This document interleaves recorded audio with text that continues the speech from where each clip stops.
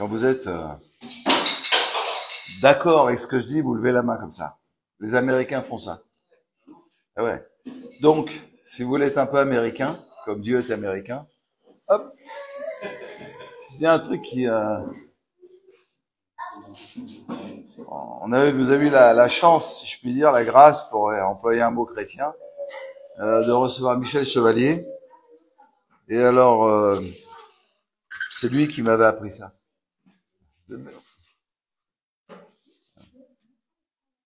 Seigneur, merci pour ta parole, merci pour ton esprit qui se répand à partir de nous, sur nous d'abord et sur la Corse, sur Bastia, comme on l'a cessé de le dire, et au-delà, Seigneur, dans toutes les îles de la Méditerranée. Vous savez, le problème avec que Dieu a pas trop de problèmes, mais il a un problème avec nous, si je puis dire, c'est que tout est une affaire de foi. L'auteur de l'Épître aux Hébreux nous dit que sans la foi, on ne peut pas plaire à Dieu. Et si vous avez une prière à faire, demandez plus de foi. Demandez pas plus de révélations, pas plus de... Au fond, on a tellement appris de choses que si on les mettait en pratique, c'est déjà pas mal. Et les disciples, devant le champ immense que Jésus ouvrait devant eux, on dit à Jésus, Seigneur, augmente notre foi. Alors Jésus un peu leur a donné les clés, mais quand il envoie son Saint-Esprit, le Saint-Esprit a pour fruit, les fruits de l'Esprit, ce que le Saint-Esprit produit en nous presque naturellement. Jésus parlera sur de la semence qui pousse même, qu'on le sache, qu'on le voit, qu'on le voit, ça pousse. Donc il y a quelque chose qui en nous, à cause de la présence du Saint-Esprit, pousse naturellement, si je puis dire, spirituellement ou naturellement dans le royaume de Dieu. Voilà. C'est la foi. Mais il y a des fois, on a besoin de plus de foi pour faire... Il y a quelque chose de naturel. Comment dire j'aime bien Raphaël qui a appris à marcher. Moi, il marche de mieux en mieux. Hein. Et puis, ça va aller. Puis un jour, il courra le marathon. Mais pour courir le marathon, il lui faudra plus de force, plus d'entraînement, plus d'énergie que pour marcher. C'est un peu ça, la vie chrétienne. C'est la marche, donc la foi que Dieu nous donne suffit pour nous faire marcher. Mais il y a des fois, on est face à un obstacle, face à une montagne, face à quelque chose qu'il faut franchir. Et là, la foi de tous les jours suffit pas. Et là, il faut plus avoir le fruit seulement de la foi, mais le don de la foi. Ouais. Je vais vous raconter une histoire. Je suis allé aux États-Unis parce que j'avais un ami qui suivait un prophète aux États-Unis, et puis il me semblait bizarre, ce prophète, et il fallait payer beaucoup d'argent, etc. Bon, et je lui dis, c'est mon ami, je lui dis, je vais aller voir dans un séminaire, je vais faire un séminaire prophétique avec toi.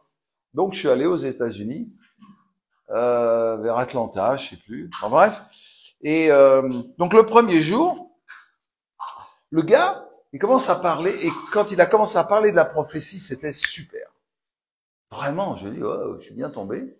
Ça a duré 10 minutes, pas plus. Au bout de 10 minutes, il a dit, oh, je sens que c'est un moment de bénédiction, il faut que vous me donniez tous $1000. Bon, moi, j'avais pas d'argent sur moi, en tous les cas pas $1000. Donc j'ai attendu que ça se passe, c'est lundi. Le mardi, première réunion, il commence à bien parler, je trouve, pendant 2 minutes. Et puis après, il dit, il y a plusieurs personnes qui doivent donner $1000 ici. Hein. Et il attend. C'est des gens célèbres, on aime $1000. Et puis, le mercredi, à la séance de prophétie, c'est une histoire vraie, je vous raconte. Hein. Je n'invente pas là. Hein. Une séance de prophétie. Donc, les gens faisaient la queue. Et donc, vous faisaient la queue, comme vous étiez devant moi, et puis ils donnaient des prophéties. En anglais, je comprenais pas trop, mais et avant de donner une prophétie, les gens donnaient un chèque. Donc, il montrait le chèque à tout le monde, $1000, et mettait dans la boîte. $1000, mettait dans la boîte.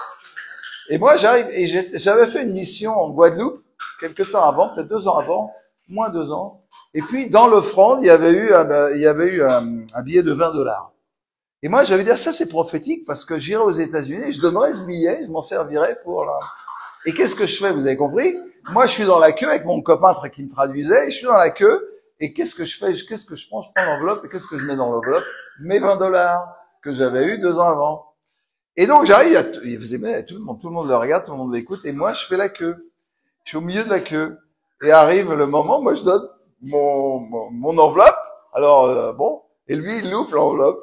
Il voit le billet de 20 $, il se marre. Et il était un peu comique quand même. Un peu. Et puis, il me donne une prophétie, etc. Bon. Alors ça, c'était le mercredi. Le jeudi, j'ai dit, j'y vais pas. J'y vais pas, ça va, il va encore demander. Le vendredi, c'est la fin, en fait. Vous savez, c'est un peu comme dans la croisière Samur, jamais vu, mais j'imagine comme ça.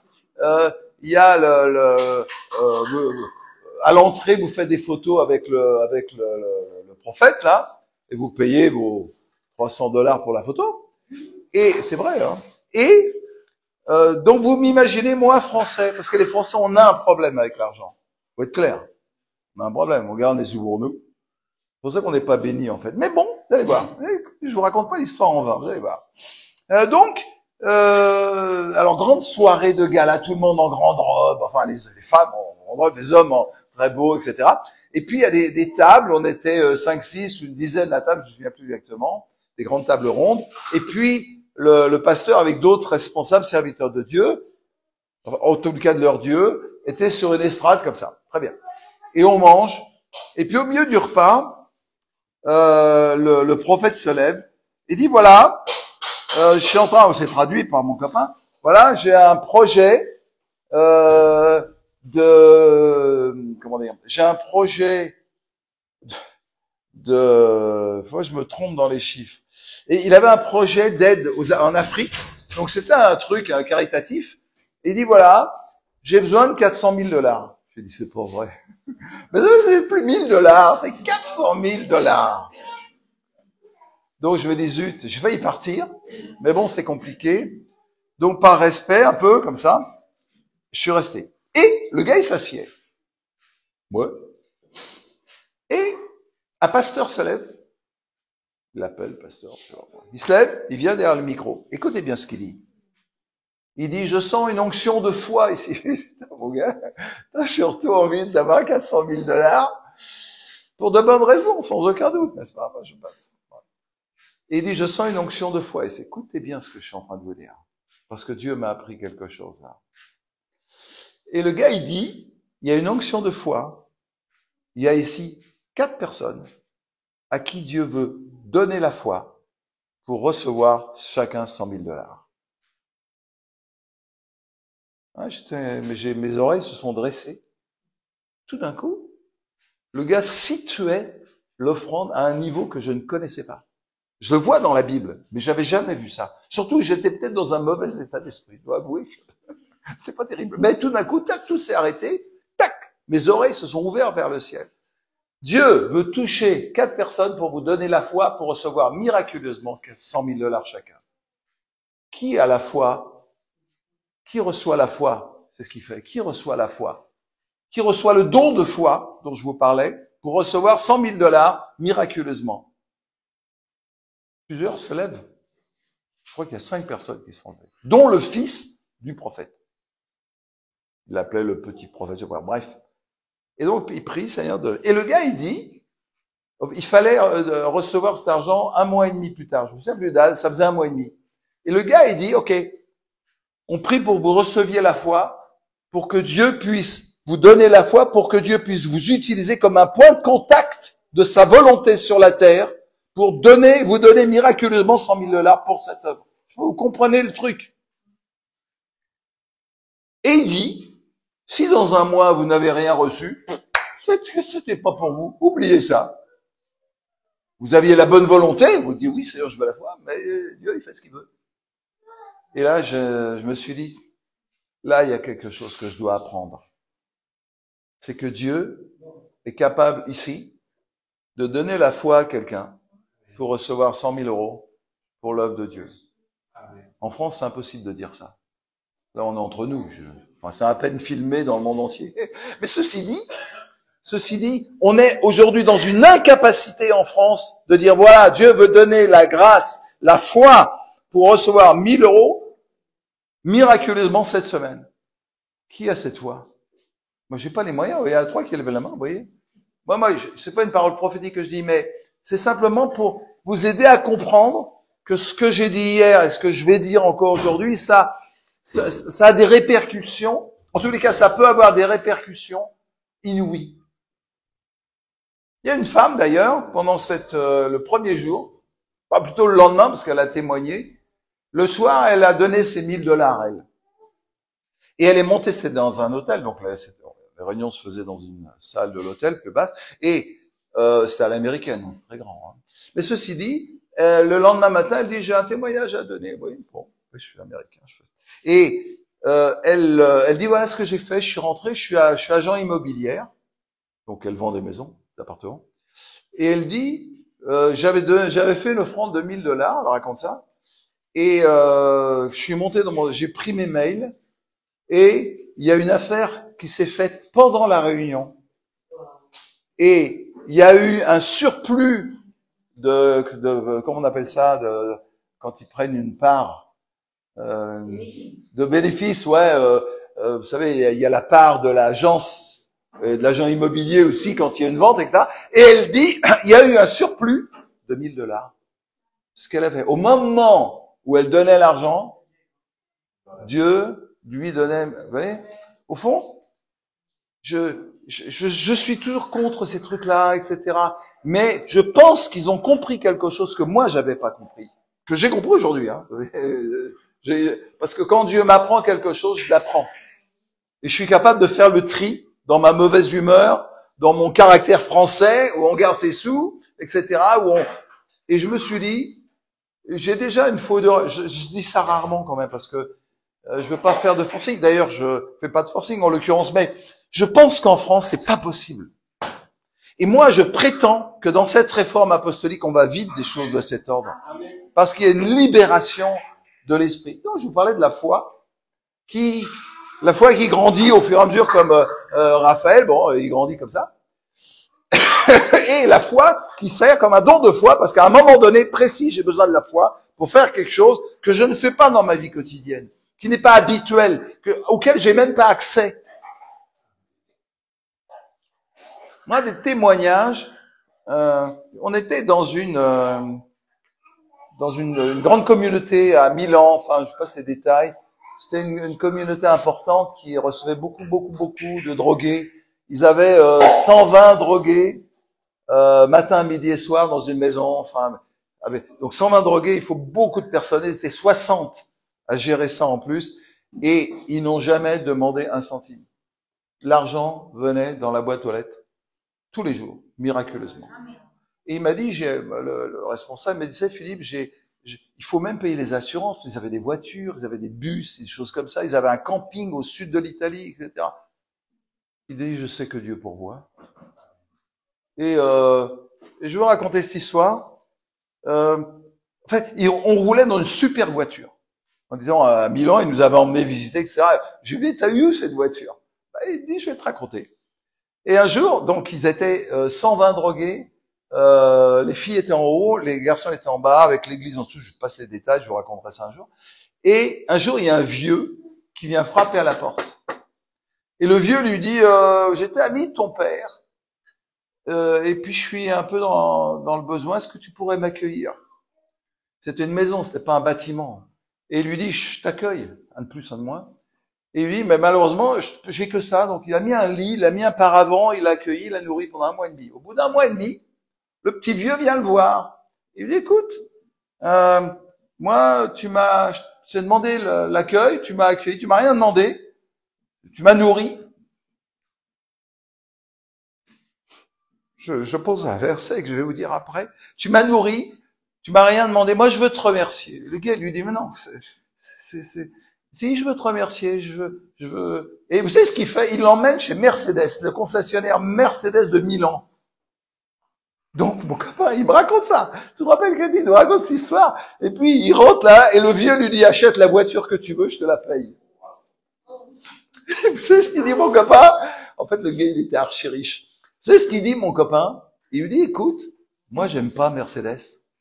Je préfère Alfa Romeo. C'est un Italien. Et alors, qu'est-ce qu'ils font? Ils vont chez Alfa Romeo. Il avait une, je sais pas, la C7, DS7, Citroën, vous voyez, etc. Ouais, c'est la voiture. Au fond, ce gars, il a tout donné, mais Dieu, pendant des années, des dizaines d'années même, Dieu a pourvu à tous ses besoins. Dieu est capable de faire des choses inouïes. Et moi, j'étais là pour vous donner une petite histoire. J'étais là, on était là, Cathy, dans sa cuisine. Moi, je vous raconterai pourquoi. On était là, dans sa cuisine, et on entend la cloche à la porte, la sonnerie. Qui sait, c'est 4 ou 5 gens du voyage, vous savez. Enfin, je sais même pas si je les ferais rentrer chez moi. Lui, bon, il a l'habitude, il fait rentrer les gens dans sa cuisine. Et il cherchait, parce qu'il savait que là, on pouvait avoir à manger. Vous savez ce qu'il fait, mon copain? Il ouvre ses placards avec sa femme, il prend tout ce qu'il y a dans les placards, la nourriture, tout. Je vous assure, c'est la vérité. Il leur donne tout. Et les gens s'en vont, et moi, je suis là dans sa cuisine. Je dis, bon, je pense que je suis en train d'apprendre quelque chose. Il s'est pas écoulé 1 heure, on était là. Il s'est pas écoulé 1 heure que des gens sont arrivés, ont sonné à la porte et ont amené des cartons de nourriture. Et ils ont eu beaucoup plus que ce qu'ils avaient donné. La foi permet de faire des choses inouïes, et notre Dieu n'a aucun problème pour nous donner tout ce dont on a besoin pour faire son œuvre. Mais nous avons besoin, pas de faire quelque chose, de recevoir la foi pour faire ce qu'il nous demande de faire. Je prétends que, peut-être vous, je vous connais pas assez. J'en connais quelques-uns quand même. Mais je prétends que j'ai pas assez de foi pour faire ce que Dieu me demande.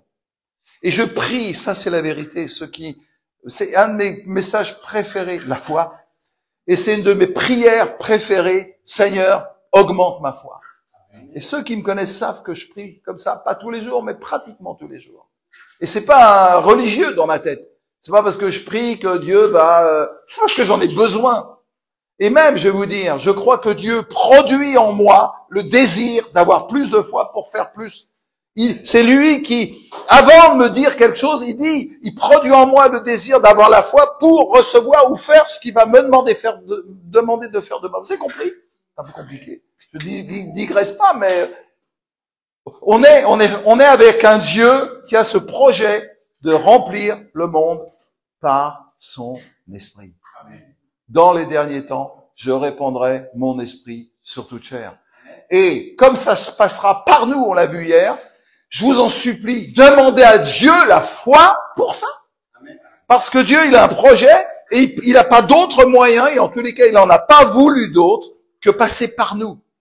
Et Seigneur, ok, tu veux remplir le monde de ton esprit comme l'eau couvre le fond des mers. Ok, Seigneur, augmente ma foi. Augmente ma foi. La vie n'est pas un jeu.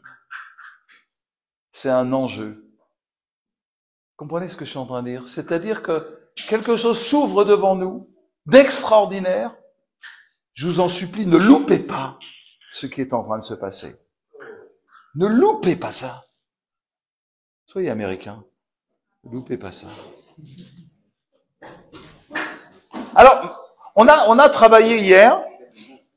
Donc, on a un peu de travail encore ce matin. On va continuer. On n'est pas très nombreux, donc je vais voir comment les choses vont s'organiser. Je sais où je vous emmène, mais je sais pas comment Dieu a prévu d'y aller. Ok. Donc, je voudrais revenir sur des points essentiels que l'on a vus hier et vous donner quelques éléments supplémentaires pour vous aider à comprendre le pourquoi ou comment vont se faire les choses. Très bien. Donc, le Christ ressuscité donne aux hommes, et pas à l'Église seulement, hein. Pas vrai, hein. Les hommes, c'est tous les hommes. C'est-à-dire que le principe du ministère, je dis toujours, mais qui a besoin de pasteur à votre avis? C'est le monde. C'est le monde qui a besoin d'être consolé. C'est le monde qui a besoin d'être fortifié. C'est le monde qui a besoin d'aide. Qui a besoin de prophètes? C'est le monde. Vous êtes saturé de prophéties. Mais le monde a besoin de parole de Dieu pour savoir où il va, comment faire. Ne croyez pas que les hommes politiques savent où ils vont, hein. Ils ont besoin d'une parole de Dieu pour être conduits. Qui a besoin d'apôtres pour bâtir un monde qui honore Dieu ou qui bénisse les hommes peut-être simplement? C'est le monde. Qui a besoin d'enseignants? Ça doit être construit par la parole de Dieu, au lieu d'être déconstruit par tout un tas d'autres paroles. C'est le monde. Les ministères sont donnés dans l'Église pour le monde. Dieu, Christ, a donné aux hommes, tous les hommes, des ministères. Pourquoi? Pour la construction du corps de Christ. On l'a vu hier dans les Éphésiens. Ça veut dire que Dieu, il a la pensée, j'ai essayé de vous le communiquer hier. Je sais pas si j'ai bien réussi, mais en tout cas, je vais recommencer. Dieu, il a la pensée que le monde entier, c'est son corps. Il n'a pas l'idée, Dieu, que les gens aillent en enfer et certains au paradis. C'est bizarre comme conception, ça. Dieu veut que tous les hommes soient sauvés et parviennent à la connaissance de la vérité. Dieu veut que tous les hommes soient sauvés, et rentrez-vous ça dans la tête. Dieu veut que tous les hommes soient sauvés et parviennent à la connaissance de la vérité. C'est-à-dire que quand Christ fait des dons aux hommes, des ministères pour les hommes, eh bien, c'est pour que le monde entier soit sauvé et forme dans tout le monde entier le corps de Christ. Pas que quelques-uns. Et je suis en train de vous dire ce qu'on va faire, que les ministres que Christ donne pour le monde, c'est vous. On a besoin de la foi, hein. D'abord, il faut entendre la parole de Dieu, ce qu'on a fait hier, ce que Serge me disait, c'est la parole de Dieu. Ouais. Bien sûr. Mais moi, j'ai besoin de foi pour vivre ce que Dieu me dit. La parole de Dieu produit la foi en moi, mais la foi, c'est un don du Saint-Esprit. Vous voyez comment ça marche?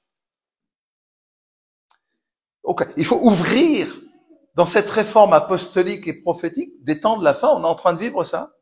Il faut commencer à changer de façon de penser, on appelle ça le paradigme, façon de penser, de façon de faire, etc. On est obligé de migrer, on est obligé d'avancer, on est obligé de sortir d'une situation où on est pour entrer dans une autre.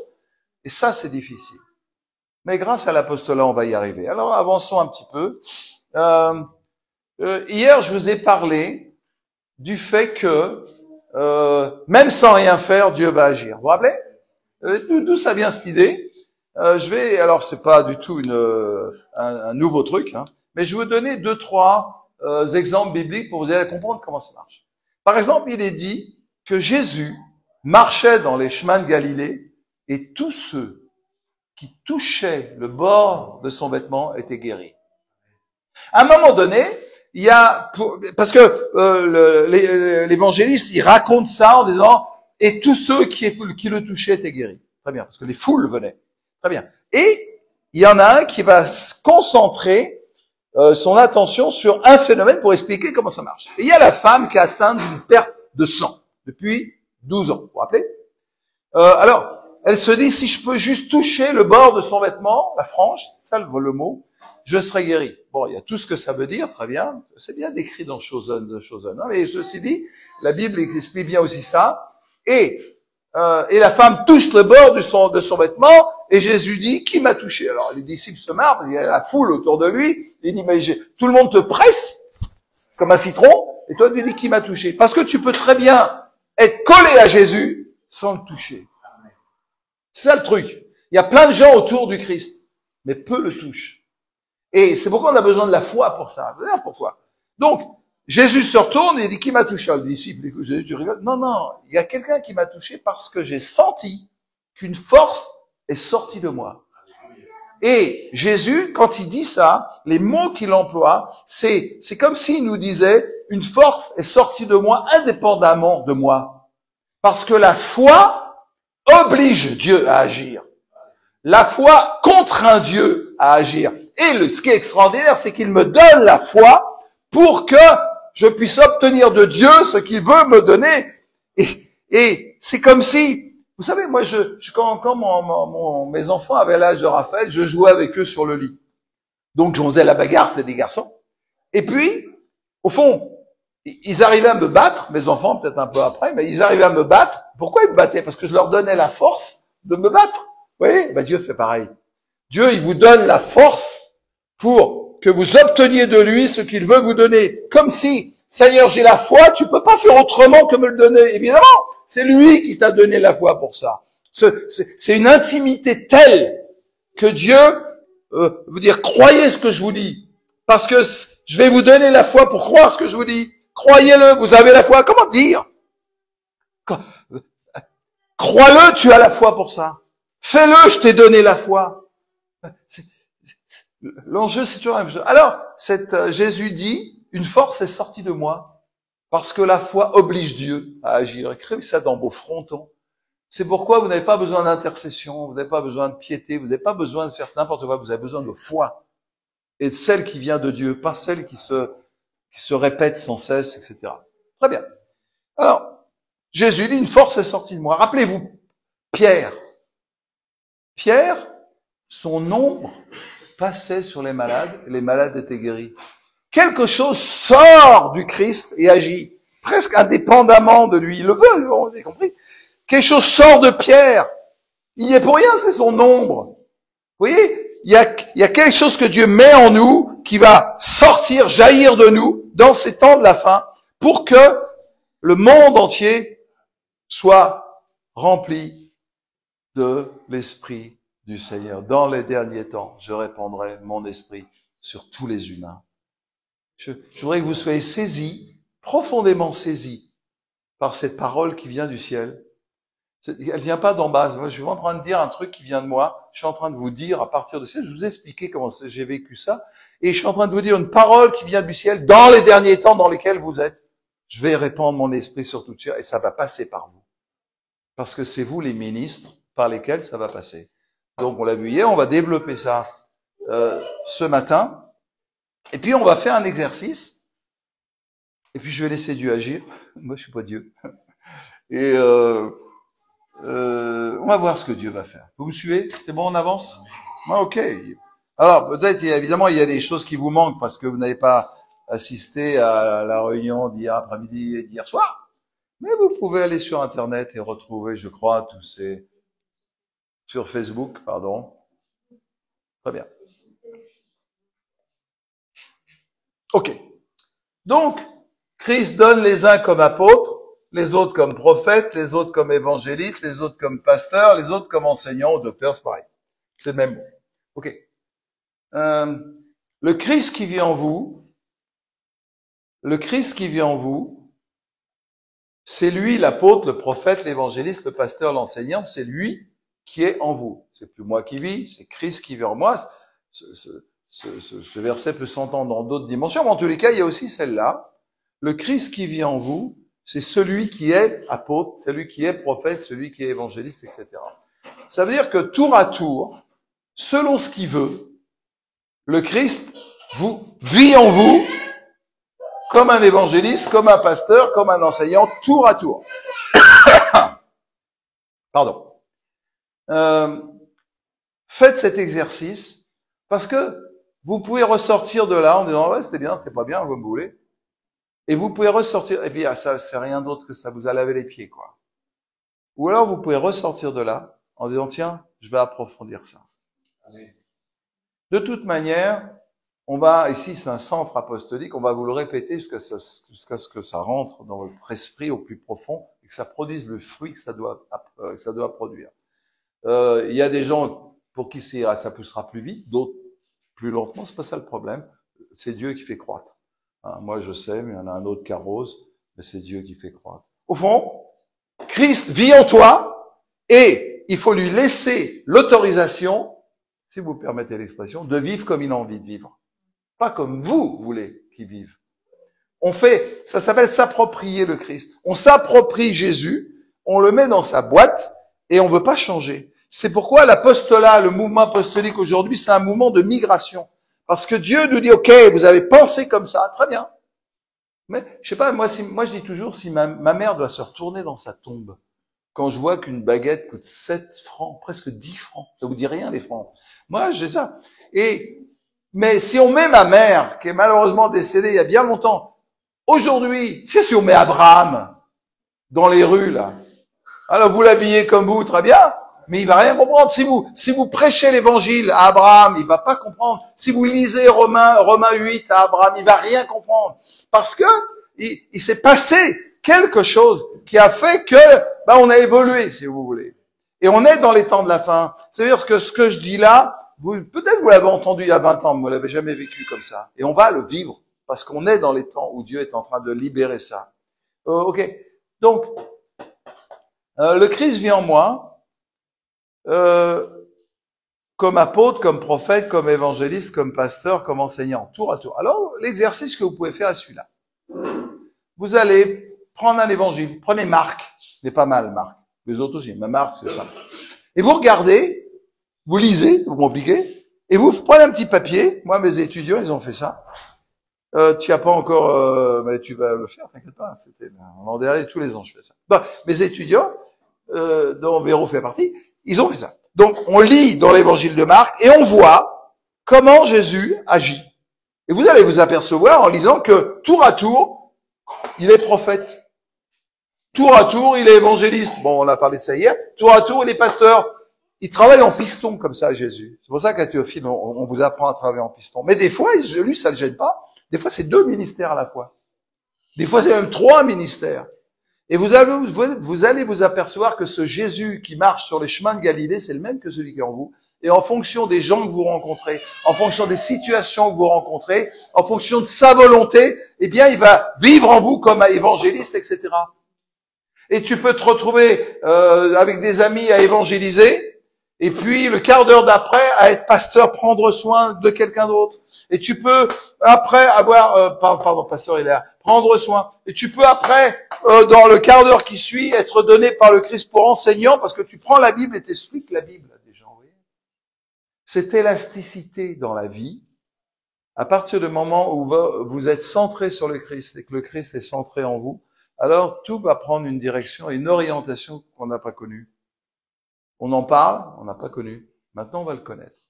Alors, je voudrais essayer de voir, avant qu'on fasse un exercice, de comprendre un petit peu. Comment ça marche un apôtre? On va prendre un peu un truc. Un pasteur, tiens. Est-ce que, quelles sont un peu les caractéristiques d'un pasteur? Pour le dire autrement, c'est comment vous allez reconnaître en vous, moi je suis pas dans votre tête, hein, dans vos cœurs, dans vos esprits, dans vous, quoi, à l'intérieur, quand Christ vous donne comme pasteur. Comment ça marche un pasteur? On va voir 2-3 éléments, vous allez voir. Je vais les noter, essayez de les retenir, vous allez comprendre. Ok.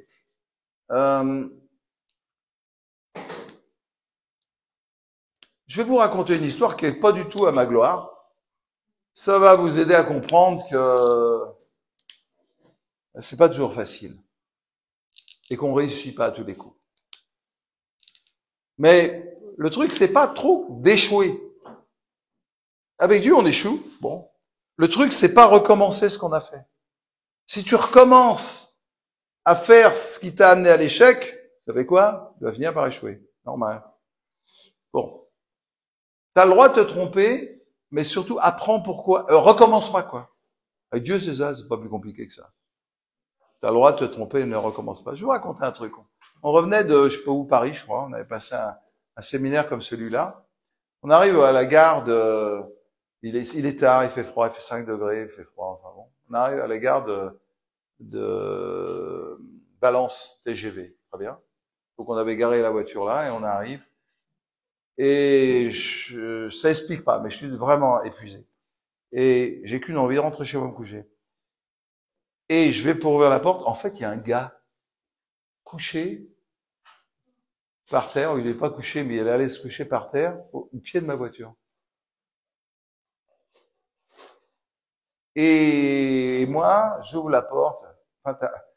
Bref, je mets ma valise, je ferme la porte, je monte dans ma voiture et je m'en vais. Et Cathy, elle est là, elle dit, mais Philippe, c'est horrible. Le gars, il fait 5 degrés dehors, il dort dehors. Et elle dit, on aurait dû lui payer une chambre d'hôtel. Et je m'en vais. Et Cathy, elle me dit, c'est comme le Samaritain. En fait, on est des religieux. Elle dit pas tu es un religieux, elle est gentille, ma femme. Elle dit, on est des religieux. Je l'ai encore dans la tête, ça. Et j'ai honte. Comment faire?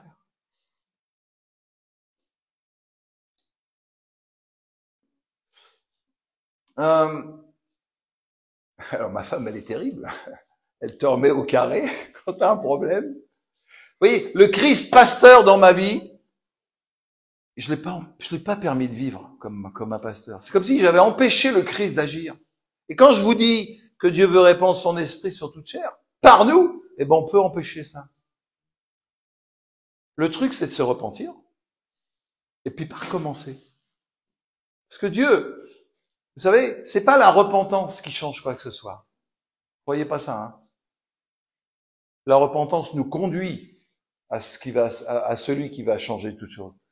Parce que si tu as fait un truc qui va pas, demande pardon à Dieu et demande que son sang te lave. Il n'y a que le sang de Jésus qui nous purifie de tout péché. Rien d'autre. Pas la repentance, pas la contrition, pas le remords, pas j'aurais dû, ça change rien à ta vie. Et on passe tous par des moments comme ça, hein. Et pensez que, c'est-à-dire, c'est seulement le sang de Christ qui me lave de ça. Et la grâce qui me permet de continuer. C'est pas mes capacités. Dieu, il a vite fait, ou ma femme a vite fait de me ramener au maximum de mes capacités. Mais le sang de Jésus est passé et je me suis relevé.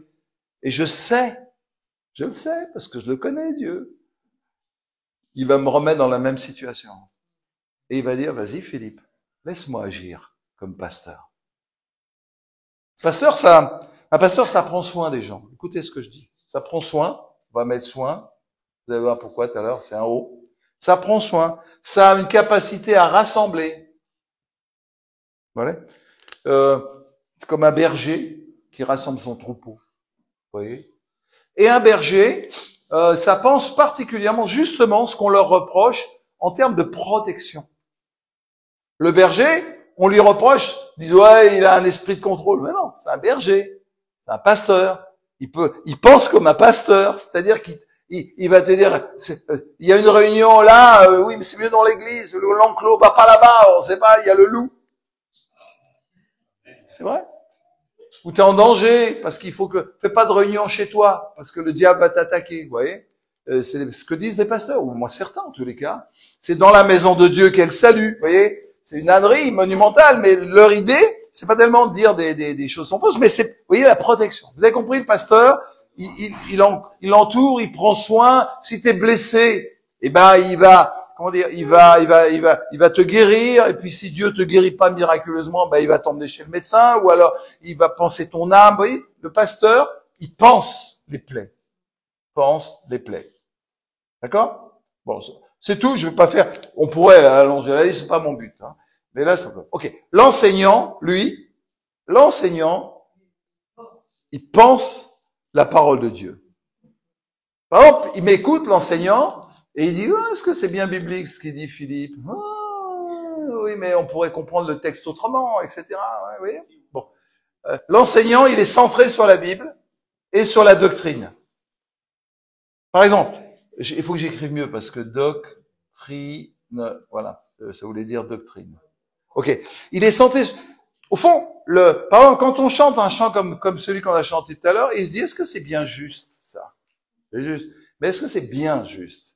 Il pense pas à lui, il s'en fout, il pense à nous. Il dit, parce que si c'est pas tout à fait juste par rapport à la doctrine, on va entraîner les gens dans une fausse doctrine. Et l'enseignant, il a toujours ce souci de l'alignement avec la parole de Dieu. Très bien. D'ailleurs, quand vous voyez Jésus qui parle comme enseignant, il ne gêne pas de dire aux pharisiens, d'ailleurs, Ésaïe avait déjà dit ça, vous dites bien la parole de Dieu, mais votre cœur est éloigné de moi. Et Jésus dira, mais en fait, tout ça c'est formel. Et il leur dit, ouais, tes disciples sont pas lavés les mains. Oh, se laver les mains, c'est pas très grave, ce qui compte, c'est ce qu'il y a à l'intérieur du cœur.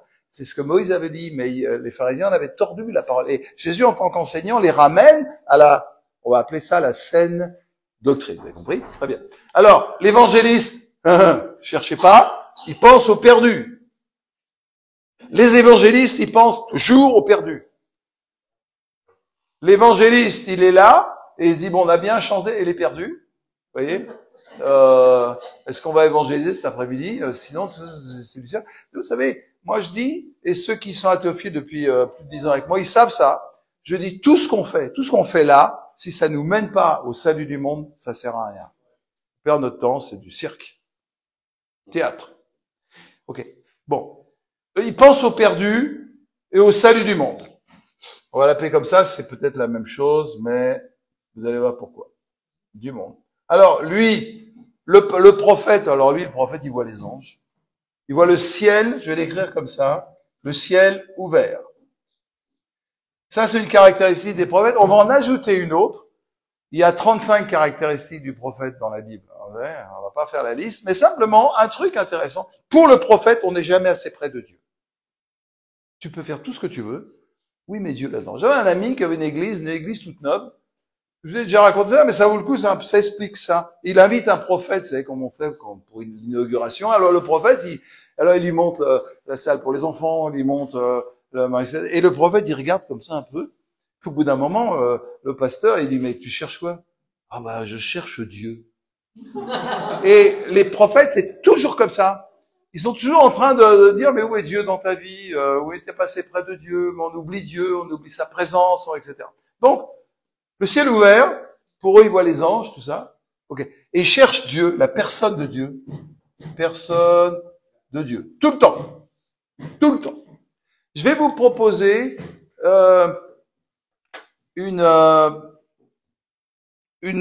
alors, l'apôtre, lui, c'est l'envoyé. Alors, l'envoyé.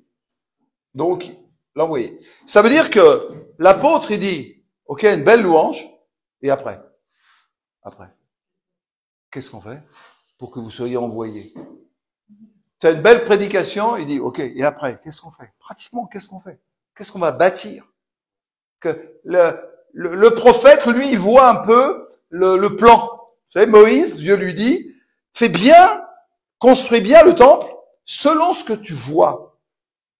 Et Moïse va reproduire scrupuleusement ce qu'il a vu, et après, Salomon va faire la même chose, il va bâtir selon le plan que le prophète David avait vu. Et donc le prophète, il voit dans le ciel, mais l'envoyé, lui, va bâtir exactement selon la vision. Mais un peu, en gros, pour le dire comme ça, le prophète, il n'a pas la capacité de bâtir autant que l'a l'apôtre. Il a la capacité de bâtir. Pourquoi? Parce que le prophète, c'est un homme qui a le Christ en lui et il a une part d'apôtre dans sa vie. Et c'est cette part d'apôtre qui lui permet de comprendre les choses un peu comme un apôtre. Mais l'apôtre, lui, il a un métron, une sphère d'autorité d'apôtre supérieure à tous les autres. Et l'enseignant, il a une sphère d'autorité supérieure à tous les autres. Le pasteur, il a une sphère d'autorité pastorale supérieure à tous les autres. C'est comme ça. Et aujourd'hui, Dieu révèle, libère le ministère apostolique parce qu'on a besoin de bâtir une église saine avec une pensée juste. On a tellement de choses qui sont un peu abîmées, je dirais presque tordues dans nos vies, que Dieu a besoin d'amener de la rectitude, de la force. Dans l'église de Jésus-Christ. Alors, Paul dira, j'ai posé le fondement comme un sage architecte.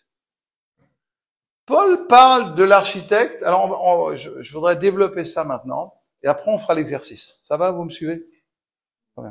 Okay. On va essayer de réfléchir à ce qui sort de vous quand vous êtes donné comme évangéliste.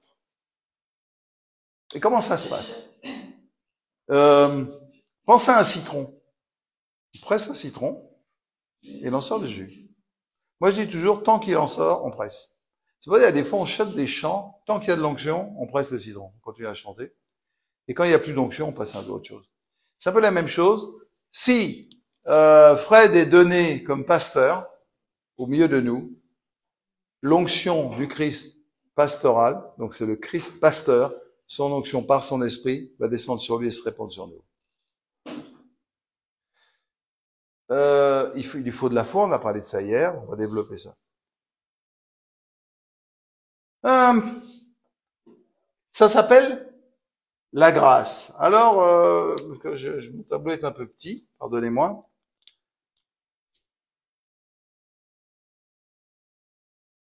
Ah, très bien.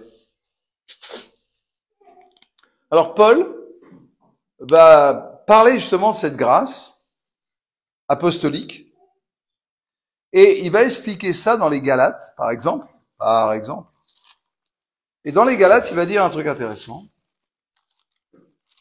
Je vais y arriver. dans les Galates, il va raconter qu'il a blablabla. Il va raconter que au début de son ministère, il est allé voir les anciens, les apôtres de Jérusalem. Et les apôtres de Jérusalem, qu'est-ce qu'il est dit? Alors, je vais y arriver, hein. Sinon, je vais demander à Emmanuel de m'aider. Alors, c'est dans Galates au chapitre 2. Pierre écrit ça. Paul écrit ça. Alors, il rencontre ceux qui sont les plus considérés. Donc, il dit, j'ai rencontré Pierre, Jacques, Jean, qui sont regardés comme des colonnes, et ils m'ont donné à moi et à Barnabas la main d'association pour que nous allions vers les païens et eux vers les circoncis. Et Paul dit, ils ont reconnu la grâce apostolique qui m'était faite. Et quand Paul parle d'une grâce apostolique, il explique que le ministère du Christ qui se déverse en moi comme apôtre produit une grâce. Et c'est cette grâce qui va être agissante à partir de lui. Le Christ, lui, les autres. Alors je vous parlerai de ça la semaine prochaine, mais pour l'instant, je voudrais que vous compreniez que dans tous les ministères, apôtres, prophètes, etc., il y a une grâce qui sort de vous, qui est définissable. Prenons un exemple. On revient sur le pasteur, pour que j'ai bien honte, ou que je manifeste, vous savez. Quand je me souviens de certaines choses, je dois faire un effort de foi pour croire que le Christ m'a pardonné et m'a lavé de tout péché. C'est vrai, hein? Vous, je sais pas, moi aussi.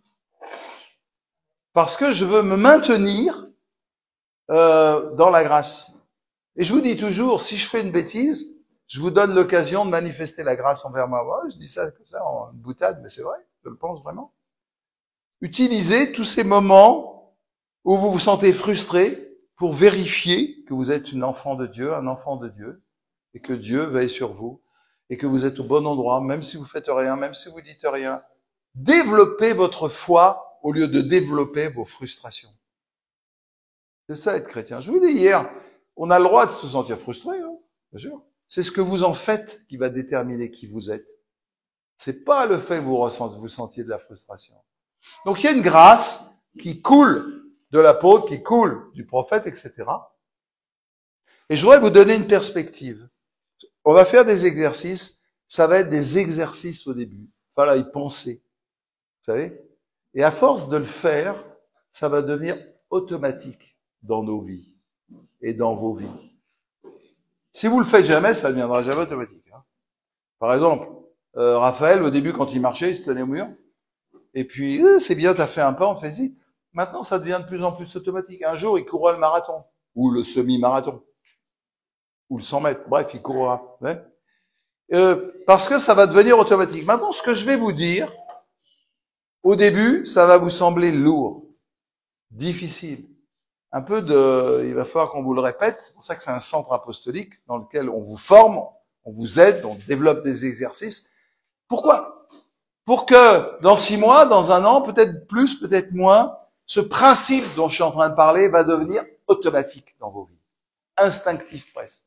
Qui va correspondre à une réalité qui est déjà en vous et qu'on va libérer par la réforme, la présente réforme. Très bien. Est-ce que vous savez quand le Christ vous donne comme apôtre, comme prophète, etc. La plupart du temps, la réponse est non. Parce qu'on ne le sait pas, on l'a jamais expérimenté. Mais il y en a qui l'ont déjà expérimenté, qui le savent. Jean Gérard, est-ce que tu sais? Pas toujours. Je dis bon, on réussit toujours. Mais souvent, quand tu es donné comme pasteur, quand tu es donné comme prophète, et tu agis en fonction de ce... Dis-moi oui, ça va m'aider. Oui. Ah, merci. Oui, très bien. Ok. Alors, juste un petit détail quand même, pour vous rappeler, c'est que quand vous savez dans quel ministère vous êtes donné, Je vais pas dire un truc anodin, là, vous ouvrez grand vos oreilles. Hein.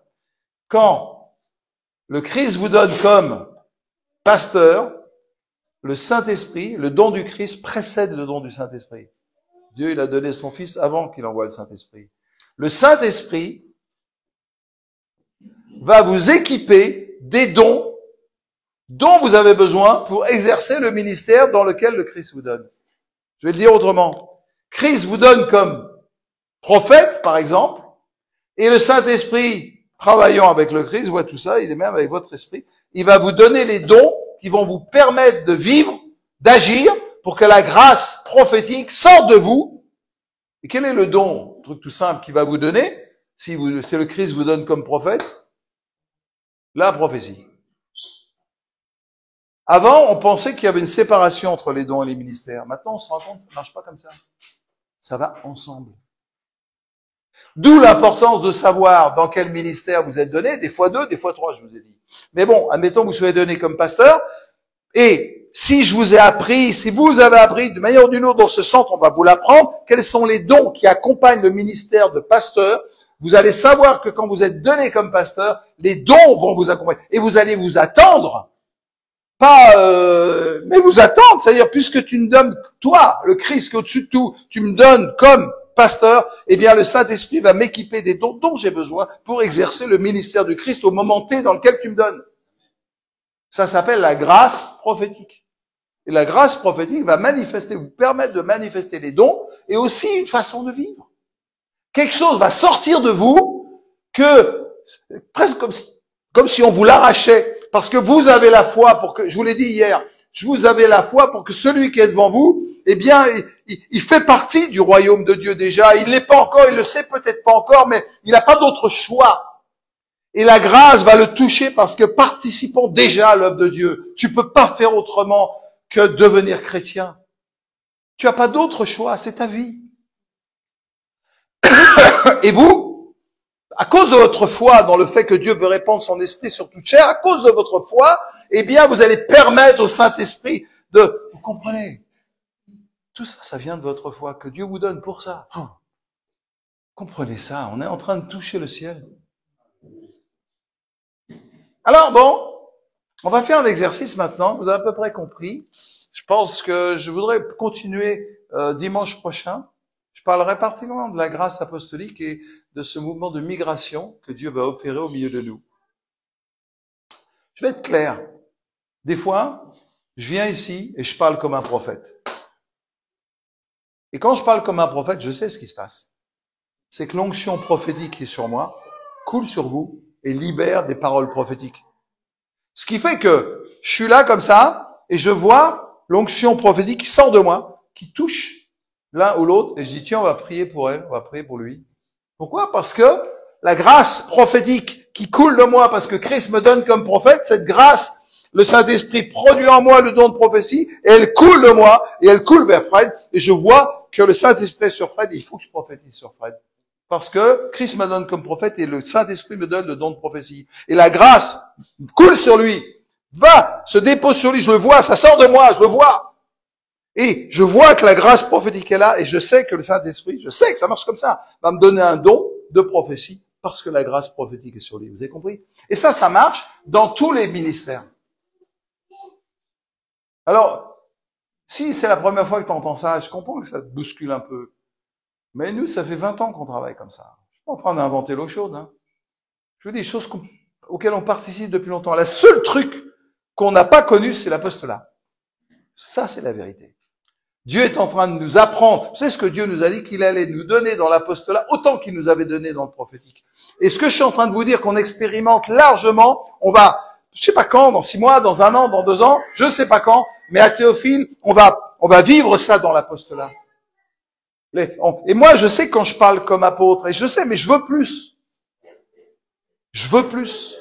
Je veux plus. Quand je parle en enseignant, je sais ce qui se passe. Quand je parle en enseignant, je vais vous dire ce qui se passe. Quand je parle, votre personnalité est ciselée par ma parole. Vous êtes construit par ce que je suis en train de dire.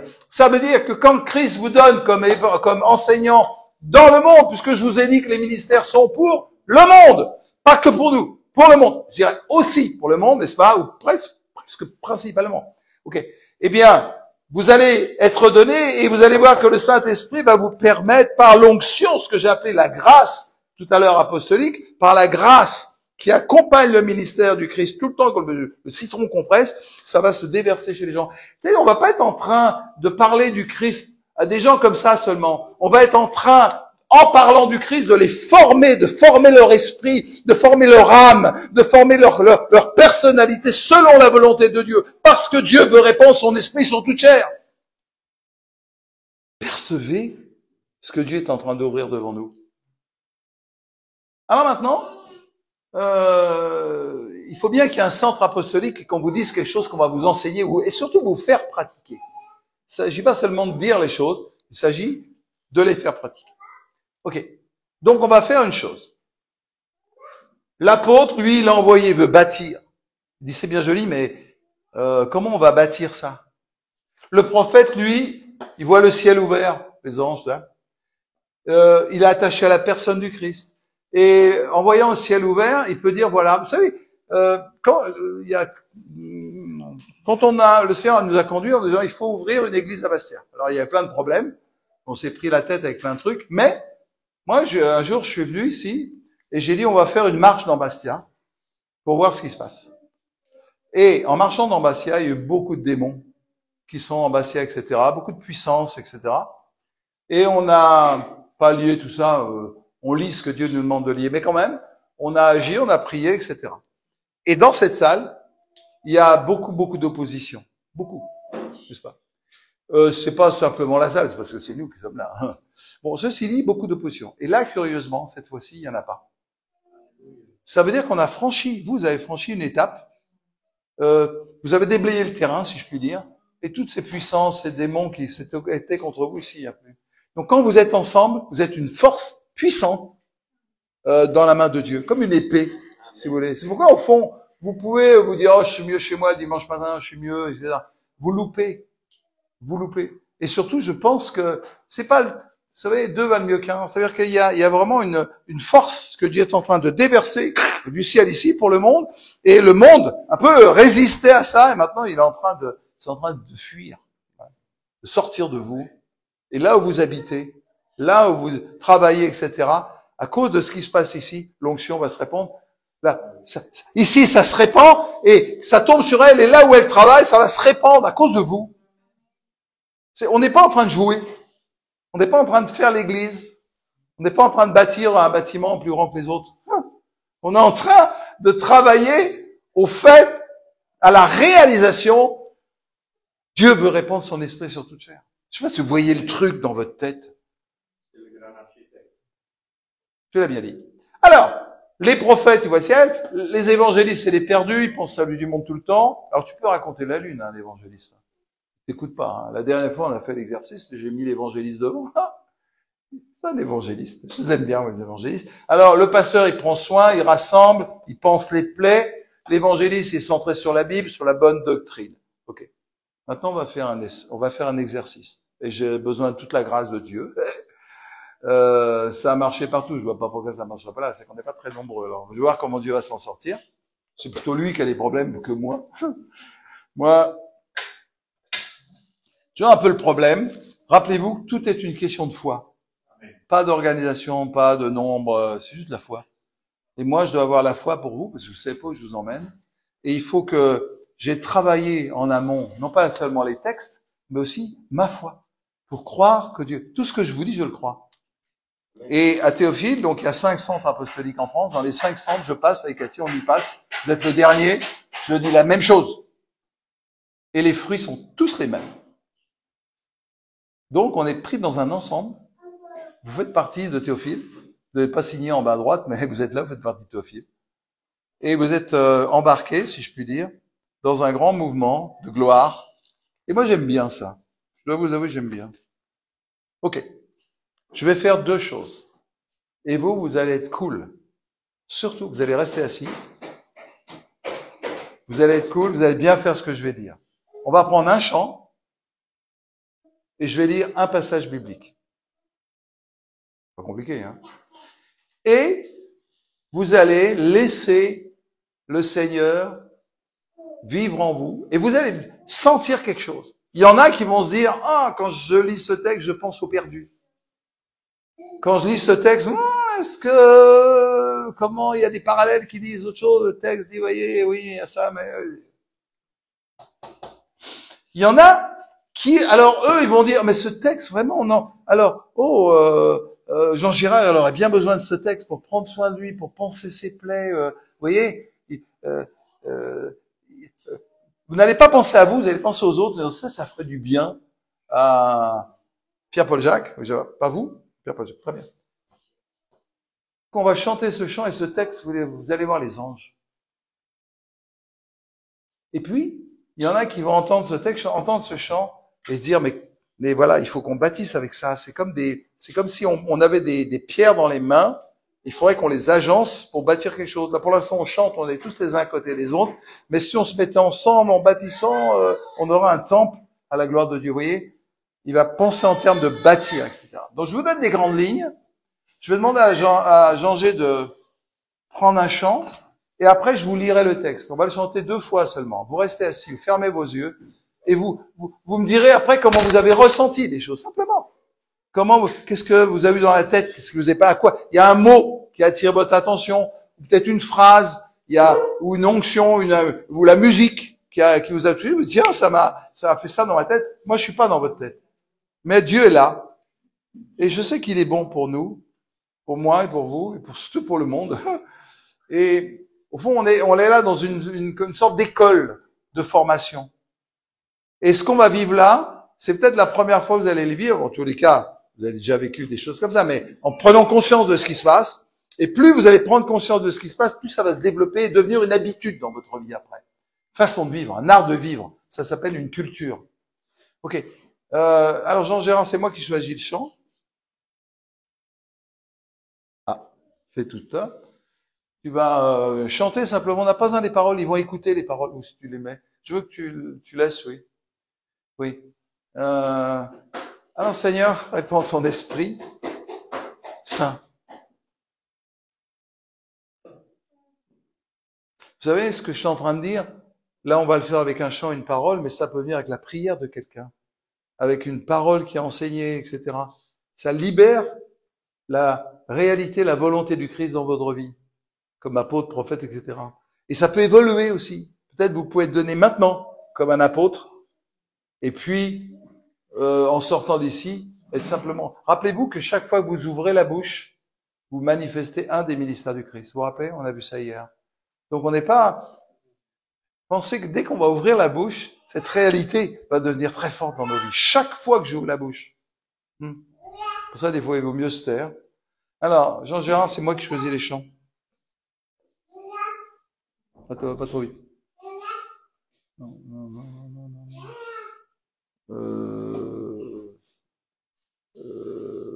T'as pas un truc de Glorious?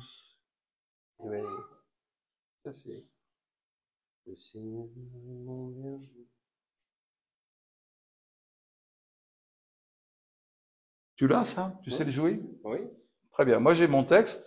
Donc, bon, il faut s'organiser. Je n'ai pas dit ça avant à Jean-G, hein, excusez-moi. Ça prend quelques secondes. Donc, on va chanter le Seigneur mon berger. Alors, évidemment, le berger. Vous pouvez penser au monde, vous pouvez penser à un bâtiment, une bergerie qu'il faut construire. Vous pouvez penser à voir le Seigneur dans le ciel. Et puis, vous pouvez penser aux versets bibliques qui vont vous parler en disant, tiens, ça, Jésus a dit, je suis le bon berger. C'est une réalité. Il va le chanter tranquillement, Jean-Gé, t'en prie. 2 fois. C'est moi qui dirige, hein. Donc laissez-vous faire. Vous fermez vos yeux. Et non, je veux que tu écoutes, toi. Au contraire. Non, j'ai trop besoin de ce qui sort de toi. Ceux qui ont l'habitude, enfin, on verra ça après. Tu as compris ce que j'ai dit. Vas-y, Jean-Gé.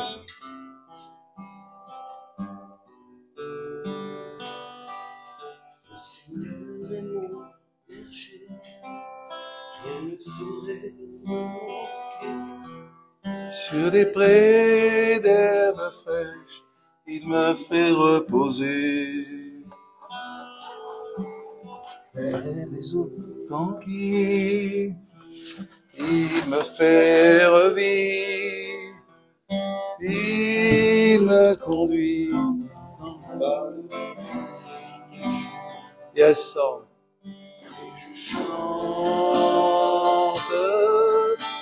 Je chante.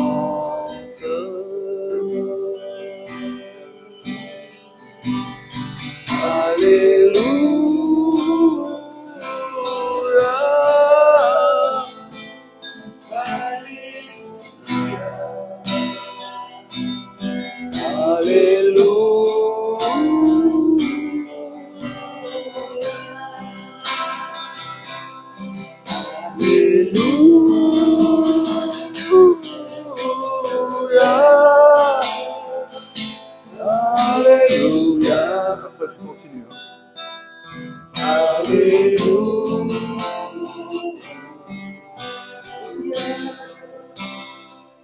Seigneur, répands ton esprit. Le ravin de la mort, je ne craindrai aucun mal, car mon Dieu est avec moi. Je marche au son de sa voix, je chante et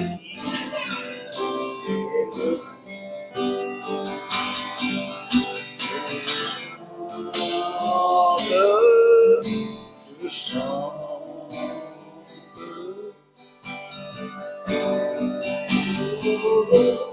Alléluia.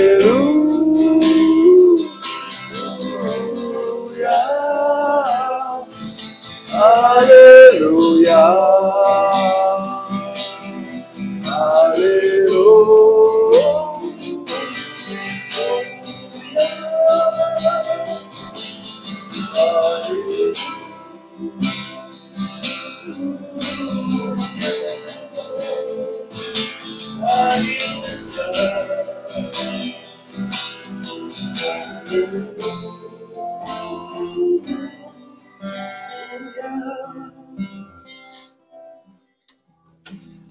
Bien, alors je vais lire un texte biblique maintenant. C'est un psaume. Laissez le Seigneur imprimer en vous le don de Christ. Vous êtes donné maintenant dans un des ministères. Et quand je vais lire ce texte, comme quand on traverse ce chant, quand je vais lire ce texte, ça va évoquer quelque chose en vous qui correspond au don de Christ dans lequel vous êtes donné.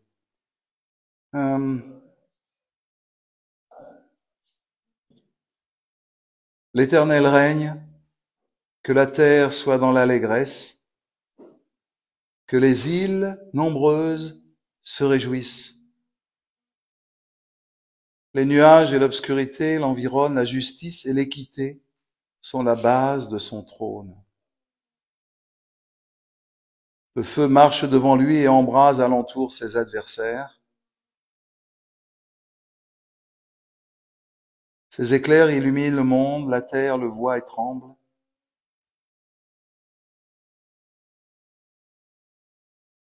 Devant le Seigneur de toute la terre, les cieux publient sa justice et tous les peuples voient sa gloire. Ils sont confus, tous ceux qui servent les images, qui se font gloire des idoles, tous les dieux se prosternent devant lui. Sion l'entend et se réjouit, et les filles de Juda sont dans l'allégresse. Car toi, Éternel, tu es le Dieu très haut sur toute la terre. Tu es souverainement élevé au-dessus de tous les dieux. Vous qui aimez l'Éternel, servez l'Éternel.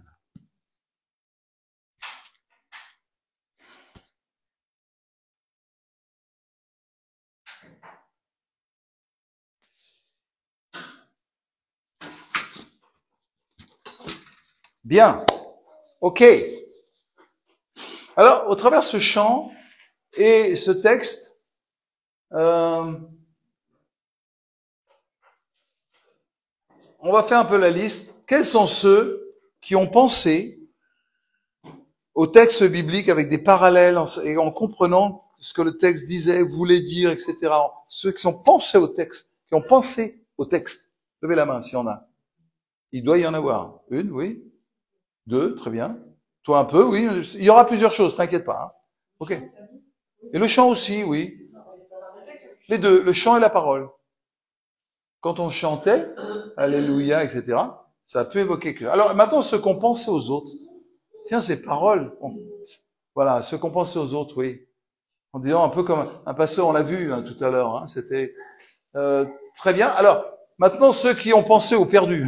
Là, il y avait des trucs très forts. Hein. Il y en a évidemment 2, 3, bien sûr, 4, 5. On pensait aux perdus, 6, bien sûr. Super.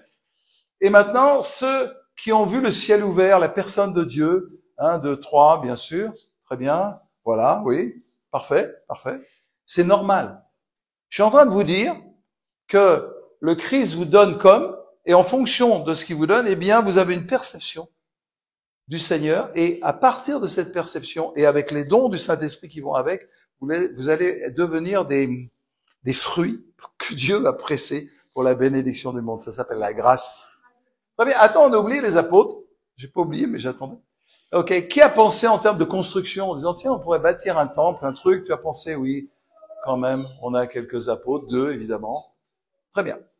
Ok. Cette démonstration, dans un centre apostolique comme ça, on va le vivre tout le temps.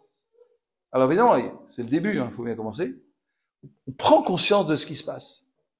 Et ce qui est intéressant, c'est que si on met les gens ensemble, apôtres, prophètes, évangélistes, c'est pas parce que vous avez été donné ce matin comme ça que vous l'êtes pour toujours. C'est pas ça. On cherche pas ça. On cherche à vivre et à laisser vivre le Christ. Ça veut dire qu'on va avoir des rencontres apostoliques où on va presque pouvoir, c'est ce qu'on va faire maintenant, mettre les prophètes ensemble, mettre les apôtres ensemble, mettre les pasteurs ensemble, etc., pour que la grâce apostolique, Dieu va le mieux qu'un, coule sur plusieurs. À partir de nous. Alors, il est possible que vous n'ayez pas compris ou senti les choses. C'est pas grave. Ne vous inquiétez pas. C'est souvent parce qu'on n'a pas l'habitude. Quand on ne sait pas, on n'a pas la technologie. Vous savez, la technologie, c'est ce qui permet à la télécommande de faire marcher la télé. Il y a une technologie qui correspond, quand j'appuie sur le bouton, la télé, elle comprend la technologie. Elle s'allume, elle change de chaîne. C'est un peu ça le truc. Là, on est en train de parler d'un principe, de vous donner une technologie, mais il faut aussi apprendre un peu, voir comment ça marche, etc., et s'habituer. Très bien. Donc, cette technologie, elle va se développer chez nous, etc. Donc, vous comprenez où je vous emmène, hein? Non, c'est pas très compliqué, enfin. C'est glorieux, je dirais. Maintenant, on va mettre ceux qui ont pensé, alors même si vous êtes 2, comme des évangélistes, non, comme des enseignants, ben, il y en avait plusieurs des enseignants. Voilà, tu as pensé? Vas-y, Cathy. Non, mais reste comme ça pour l'instant. Ce qu'on va faire, c'est on va faire des groupes. Et je vais demander à Véro, je vais demander à Pascal, à Jean-G, à Marité. Je vais vous demander, je vous tiens dans le secret de ma main. Je vais vous demander d'aller dans les groupes et d'encourager. Alors voilà ce qu'on va faire. Alors les évangélistes. Viens, je t'en prie. T'inquiète pas, il n'y a pas de piège.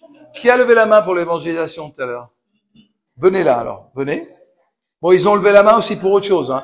Donc on va travailler en groupe. Voilà. Donc on va les mettre ensemble, ces 4-là. Et vous savez ce que vous allez faire? Vous allez prier les uns pour les autres. Amen. Pour que le don de Christ se développe de plus en plus dans la vie de ceux pour qui vous priez. D'accord? Et pour que le don du Saint-Esprit, par exemple, les dons du Saint-Esprit qui accompagnent le ministère d'évangéliste, c'est la guérison, c'est le miracle, les choses comme ça. Donc vous puissiez pour que ces dons se répandent. D'accord? Ok? Voilà, merci.